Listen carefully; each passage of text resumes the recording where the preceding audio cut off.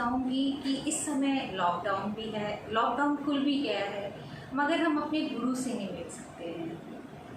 कोई बात नहीं, अगर हम गुरु से नहीं मिल सकते हैं, मैं आज आपको बताऊंगी कि मैं क्या करती हूँ, कि इस पीरियड के अंदर मैं क्या करूँगी कि मैं जब गुरु से नहीं मिल पाऊँगी तो उस पीरियड के अंदर सबसे पहला मेरा काम ये होता है, रात को सोने से पहले, जी हाँ, रात को सोने से पहले गुरु का ध्यान करना है, जिसने हमारे को इतना ज्ञान दिया है कि आज हम इस मुकाम के ऊपर पहुँचे हैं। तो उनको मैं व्हाट्सएप करती हूँ, उनसे फ़ोन पे बात अगर हो सकता है तो मैं उनसे बात भी करती हूँ और उनका आशीर्वाद भी प्राप्त करती हूँ। और उनसे हमारे को बहुत कुछ सीखने को मिलता है। जिस पीरियड के अंदर हम बहुत ज़्यादा जिसे कहते हैं हम दुखी हो जाते हैं, हमारे को कोई जीवन में कोई रास्ता नहीं दिखाई देता है, तो उस पीरियड के अंदर गुरु हमारा सहारा बनता है। मैं आपको एक बात बोलूँ, सबसे बड़े जो गुरु होते हैं ना, वो हमारे माता पिता होते हैं।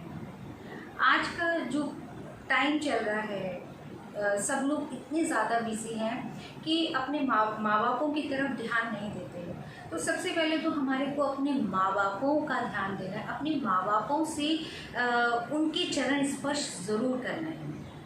और रात को सोने से पहले आपने क्या करना है, अपने गुरु से बात ज़रूर करनी है। यानी 4 तारीख को आपने गुरु से बात ज़रूर करनी है। और जो भी गुरु ने गुरु मंत्र दिया हुआ है, सुबह उठ करके ब्रह्म मुहूर्त के अंदर, जी हाँ, ब्रह्म मुहूर्त के अंदर आपने गुरु मंत्र का जाप करना है। कहते हैं जब हम गुरु मंत्र का जाप करते हैं ना, और गुरु जिस समय हमारे को दीक्षा देते हैं, जो हमें बताते हैं, हमेशा कान के अंदर बोलते हैं।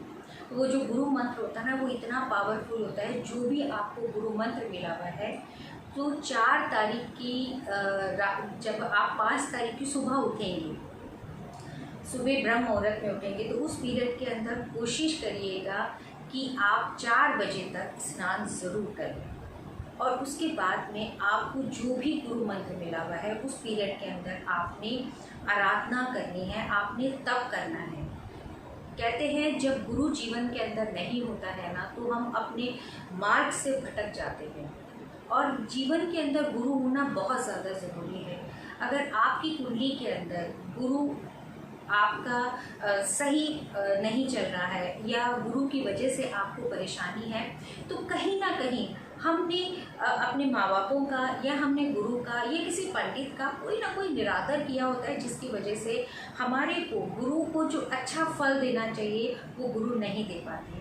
तो ये समय है कि आप गुरु का ध्यान करें। जो भी गुरु मंत्र मिला हुआ है, उस मंत्र का आप जाप करें। आज के दिन अगर आप सिर्फ एक माला ही कर लेंगे ना, 108 मटके की माला भी कर लेंगे ना, तो वो भी आपको बहुत ज़्यादा फल देगी। साथ ही अगले दिन, और उस दिन ग्रहण भी है, लेकिन इंडिया के अंदर वो ग्रहण नहीं है। तो इस पीरियड के अंदर 11 बजे तक है, 8 बजे से 11 बजे तक है।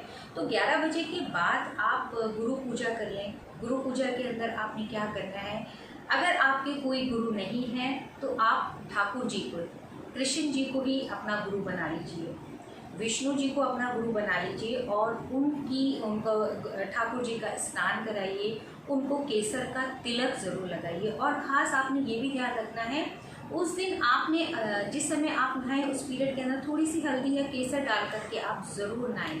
उससे क्या होता है कि गुरु हमारे कवच का काम करते हैं। और साथ ही इस दिन महालक्ष्मी की भी पूजा होती है। तो उस पीरियड के लिए मैं आज आपको एक उपाय बता रही हूँ, ज़रूर करिएगा और आपको बहुत फ़ायदा होगा। और साथ ही इसको करने के बाद में आपको क्या फल मिला है, ये मेरे कमेंट्स बॉक्स के अंदर ज़रूर लिखिएगा।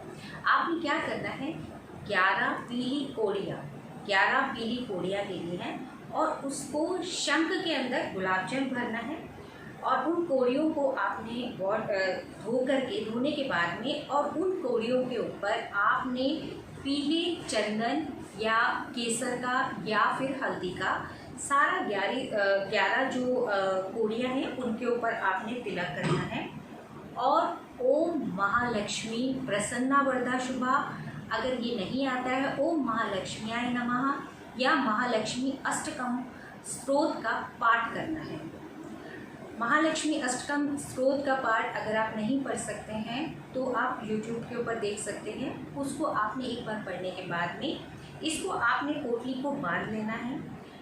जो दुकान के अंदर जो आपका बिजनेस है उसके अंदर कोई रुकावट है और वो चलते चलते रुक गया है या काम नहीं आ पा रहा है, तो उसको आप अपनी दुकान की जहाँ पर आप कैश रखते हैं वहाँ पर रखिए।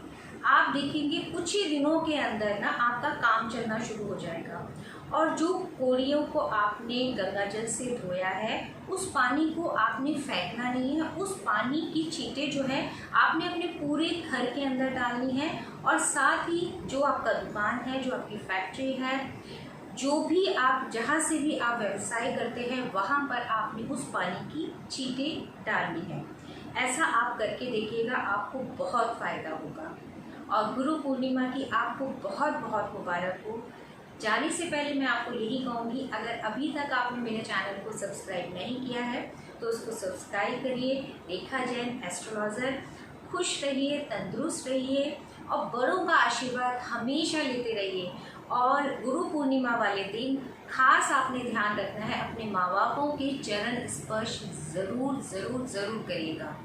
कहते हैं जब हम अपने माँ बापों का आशीर्वाद प्राप्त करते हैं तो उनके हाथों में से वो एनर्जी निकलती है जो हमारे दुखों को दूर करती है। साथ ही आपने अपने गुरु का भी ध्यान करना है। गुरु बेशक छोटा बच्चा हो, आपके बड़े हो, कुछ भी हो, जीवन के अंदर एक गुरु बनाना बहुत ज़्यादा ज़रूरी है। आप गुरु ज़रूर बनाइएगा। अगर आप ये कहते हैं कि गुरु तो आजकल गुरु मिलते कहाँ हैं, तो आप अपने माँ को कोई गुरु बना लीजिए, उन्हीं के चरण पूजिए। आप देखेंगे कितना आपको फ़ायदा होगा। आज के लिए बस इतना ही। कल फिर और अच्छी बातों के साथ में फिर मुलाकात होगी। तब तक के लिए जय श्री राम।